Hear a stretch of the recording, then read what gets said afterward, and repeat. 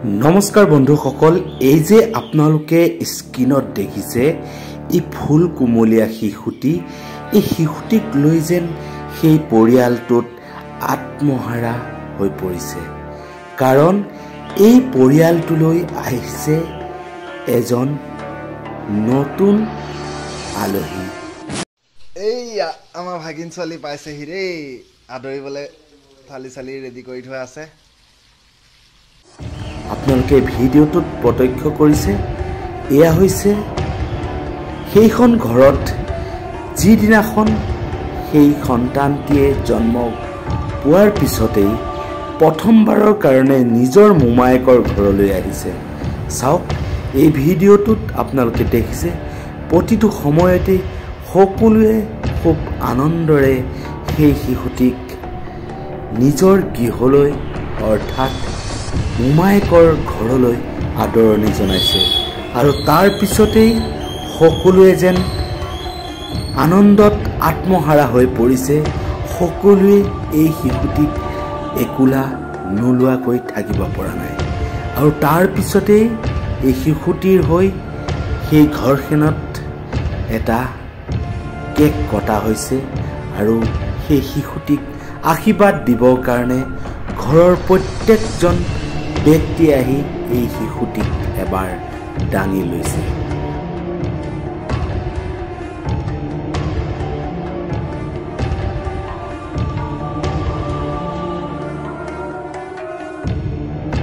সেইখিনি সময়লৈকে সকলো ঠিকে আছিল কিন্তু এই ঘৰখনলৈ যিজন নৱজাতক অৰ্থাৎ যিজন শিশু আহিছিল কিন্তু তেওঁৰ লগতেই যেন কাল ৰৈ আছিল সেই কথা কোনেও গম পোৱা নাছিল অৰ্থাৎ আপোনালোকে এই ফেচবুক পোষ্টটোত দেখিছে যে ইয়াত কি ধৰণে উল্লেখ কৰা হৈছে শনিবাৰে জন্ম হ'ল শনিবাৰে গ'লগৈ মাথো 7 দিনৰ বাবে আমাক মৰম লগাই থৈ গ'লগৈ চিকিৎসকৰ ভুল চিকিৎসাৰ বাবে এনেকুৱা হ'ল ডক্টৰ বিপুল কুৰ্মী এজন নৰসাধক হয় জণ্ডিছ হৈ থকা শিশুটিক জ্বৰৰ দৰৱ দি নৰ্মেল বুলি পঠাই দিলে ডক্টৰ বিপুল কুৰ্মী নিচিনা চিকিৎসকৰ ওচৰলৈ যাতে কাৰো শিশু নিনিয়ে ডক্টৰ নামত তেওঁ এজন অশিক্ষিত দানৱ হয় তেওঁ যোৰহাট বাৰুৱা সাৰ্জিকেল চেণ্টাৰৰ এজন শিশু নৰসাধক সব চিকিৎসকৰ অভাৱৰ কাৰণে বা চিকিৎসাৰ অভাৱৰ কাৰণে আমি ছোৱালীজনী হেৰুৱাবলগীয়া হ'ল বৰুৱা সাৰ্জিকেলখন আমাৰ লগত হেতালি খেলিলে আমাৰ যি হ'ল যাতে বাকীবোৰৰ নহয় 13 তাৰিখে ৰাতি আমি তাইক হেৰুৱাবলগীয়া হ'ল মোৰ কিছুমান কোষ মৰি গ'ল জণ্ডিছ ষ্টক কৰিলে তেনেকৈ আমাৰ হেৰুৱাবলগীয়া হ'ল ছোৱালীজনী চিকিৎসা আৰু চিকিৎসকৰ অভাৱৰ কাৰণে তেওঁ বিপুল কুৰ্মীয়ে চাই পেলাই বিপুল কুৰ্মী চিলড্ৰেন ডক্টৰ বিপুল কুৰ্মীয়ে চাই আগদিনাখনেই যদি কিবা এটা কৰিলেহেঁতেন আগদিনাখনতো চব নৰ্মেল বুলি আমাক পঠিয়াই দিলে পিছদিনাখনহে ফ্ৰেণ্ডছ এই কথাখিনি আমি কোৱা কথা নহয় এই কথাখিনি হৈছে ফেচবুক পেজত পোষ্ট কৰা এটা ফেচবুক পেজ য'ত এজন ডক্টৰৰ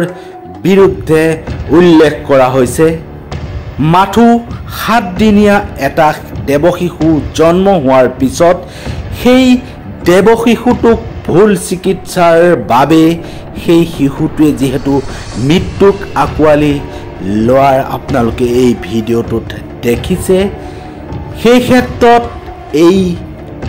শিশুটিক যিজন ডক্টৰে চিকিৎসা কৰিছিল তেওঁৰ বিপক্ষে লিখা এইটো হৈছে এটা ফেচবুক পোষ্ট ইতিমধ্যে এই ফেচবুক পোষ্টটো ভাইৰেল হৈ পৰিছে সেয়েহে এই পোষ্টটোৰ জৰিয়তে আপোনালোকক এই ভিডিঅ'টো দেখুৱালোঁ এনেকুৱা ধৰণৰ যাতে ঘটনা কেতিয়াও কাৰোৰে নহওক তাৰে কামনা কৰিম ফ্ৰেণ্ডছ ইতিমধ্যে অসমত এনেকুৱা ধৰণৰ বিভিন্ন ঘটনা ঘটি উঠিছে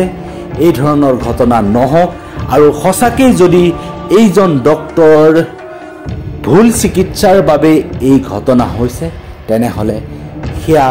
প্ৰশাসনে ভৱিষ্যতে কি ধৰণে তেওঁৰ ওপৰত ব্যৱস্থা গ্ৰহণ কৰিব সেয়া হ'ব এক লক্ষণীয় বিষয়।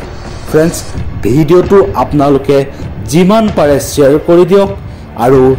এই ভিডিঅ'টো যাতে সকলোৱে দেখা পায়।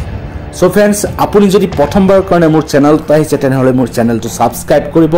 আৰু ওচৰত থকা বেল আইকনটো প্ৰেছ কৰিবলৈ নাপাহৰিব, কাৰণ আমি সামাজিক মাধ্যমত যিসমূহ ভাইৰেল ভিডিঅ' সেইসমূহ আপোনালোকৰ কাৰণে লৈ আহোঁ। গতিকে আপোনালোকে অতি সোনকালে যাতে মই দিয়া ভিডিঅ'সমূহ আপোনালোকে উপভোগ কৰিব পাৰে বা চাব পাৰে সেই উদ্দেশ্যে আপোনালোকে মোৰ ইউটিউব চেনেলৰ যিটো বেল আইকন সেই বেল আইকনটো আপোনালোকে প্ৰেছ কৰিবলৈ নাপাহৰিব। আৰু যদি ফেচবুক পেজত চাই আছে তেনেহ'লে পেজখন ফ'ল' কৰি দিব। পুনৰ এটা নতুন ভিডিঅ'লৈ মই প্ৰাঞ্জল প্ৰতিমে আপোনালোকৰ মাজত উপস্থিত হ'ম। আজিলৈ আহিছোঁ। ধন্যবাদ। জয় আই অসম, জয় হিন্দ।